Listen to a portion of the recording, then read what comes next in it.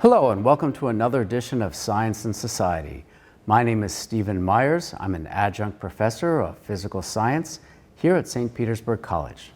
And today I want to talk about the benefits of knowing some science and why everyone at some point in their life should take at least one science class. And there's a lot of benefits that come from science. We have a lot of material benefits in our lives. We have electricity in our homes. We just plug things in and they do things for us. Our refrigerators, our air conditioners, all sorts of things, our appliances. We have great telecommunications. I can call anybody in the world at any time if I know their number. If I want to go on a plane to grandma's house, I can do that within just a few hours. It's no big deal. Throughout most of human history, people were separated by days, weeks, or even months of travel. There's so many benefits that we have. Medical science, we've virtually eliminated crippling childhood diseases, right? And the benefits keep coming. Right, so these are some material benefits. I want to talk about that. That's pretty obvious, I think. There's another kind of benefit, which I won't go into too much either, but all these material benefits, they kind of support our society and our civilization. The great British Prime Minister from World War II, Winston Churchill, is quoted, and I'm sorry, I'm going to paraphrase him. Winston Churchill said that Western civilization, he was talking about European in particular, but Western civilization has been strengthened and supported by scientific discovery. And these benefits that we've talked about, those are actually all achieved through the commercialization of scientific knowledge, not the science in and of itself. And I think what Churchill said is right. It's true then and it's true now. Now there's a third benefit of science, which you don't have to be a scientist or a statesman to appreciate. And that some people call the scientific aesthetic. And that's the appreciation of the function, the processes that are going on around you in nature. And I'm going to give you some examples. So for example, let's take something from the field of astronomy. When you look up at the stars at night, right, you see these glittering jewels in the night sky, and they're really quite lovely, right? They've inspired poets and philosophers for thousands of years, and I think rightly so. But you add a little bit of science. And what's actually going on now? What are you looking at? Well, first of all, you're standing in the shadow. You're at night, you're standing in the shadow of the Earth. You're looking through a very thin, transparent atmosphere out into the depths of interstellar space. Right? You're seeing not just little glittering objects in the sky, those are actually suns far away. Those suns, they're churning, roiling cauldrons of thermonuclear fire. They're blasting energy and radiation out into space. They're magnificent, magnificent structures, but they're very far away. They're so far away that light itself can take, well, for the ones that we can see, take decades, centuries, or even many thousands of years to reach us. So there's these layers of understanding that you can get when you learn some science. And I think it's a lot like the people that we know. Right? There's people that are strangers and there's people that we know very well.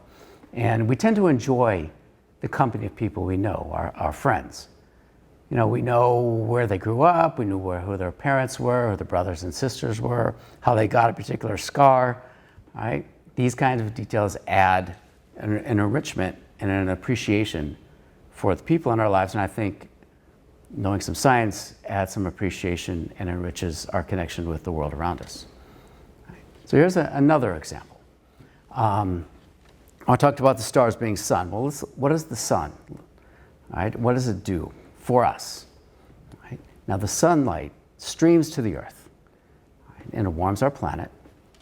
And then that sunlight is captured by green plants. Right? There's plants over most, not all of the Earth's surface, but a lot of it.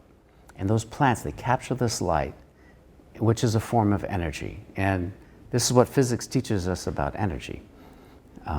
There's different forms of energy, by the way. There's no such thing as pure energy like you may have seen in the movies. Energy has to have a form, either light or heat or motion. There's chemical energy, all these different kinds of energy, and they can be converted and transformed into one another.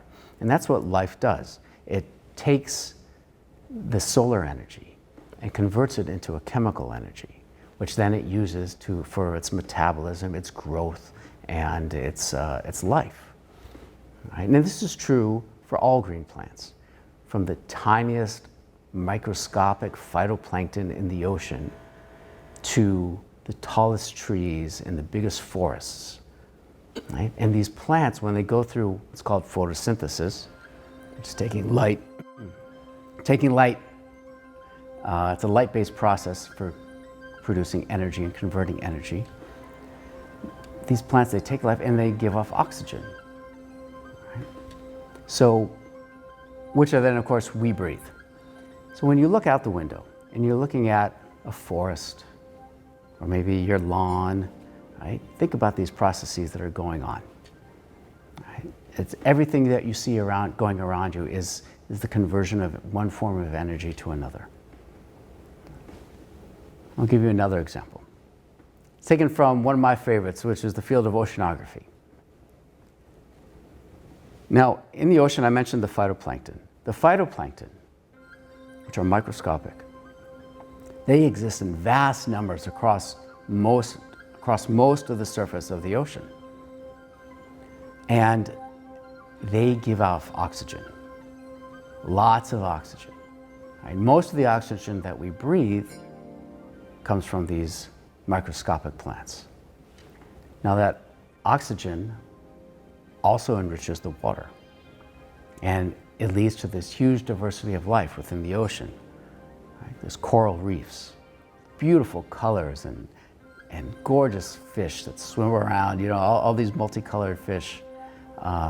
It leads to the development or helps support fish, and which then helps support, say, some of our favorite marine mammals, right? Dolphins and whales, right? And then there's another exchange, or there's a process where the ocean interacts with the atmosphere, right? And then that helps land-based life forms like ourselves.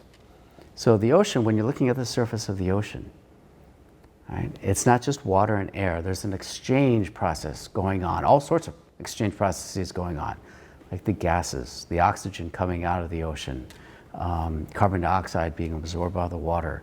There's heat, an exchange of heat going on. There's an exchange of movement, or what's called momentum, going on, driving large-scale currents around the world, within the atmosphere and within the ocean. So it's not just a simple little, and it's beautiful too, of course, but there's more to it. Right? One final specific example, and this is from the field of geology. Right? Mountains. I love mountains. I grew up in a mountainous region, and I used to love hiking them up the mountains, and I'd get to the top, and I'd look over the vast vista in front of me, and it was great. Right? And I still like looking at mountains. It's just me, right? And I think a lot of people do. But you look at the mountains and you take another, again, a little bit more scientific knowledge, and you know that a lot of the mountains, like the Rockies or the Himalayas, these mountains were formed through these vast tectonic forces acting on the surface of the earth. Right? The earth is cut up into different plates, and on these plates sit the continents. And as these plates move around, sometimes they bump into each other. And when they bump into each other, they crumple and they raise up these huge mountain ranges. And this process takes millions of years. So when you look at mountains, you're not just looking at a static feature that's been sitting there for ages and will always be there. You're looking at something that's moving, that's developing, that's growing through these geological processes acting, like I said, over millions and millions of years. Right. So those are just a few examples. I'm going to leave you with a collection of images from other sciences.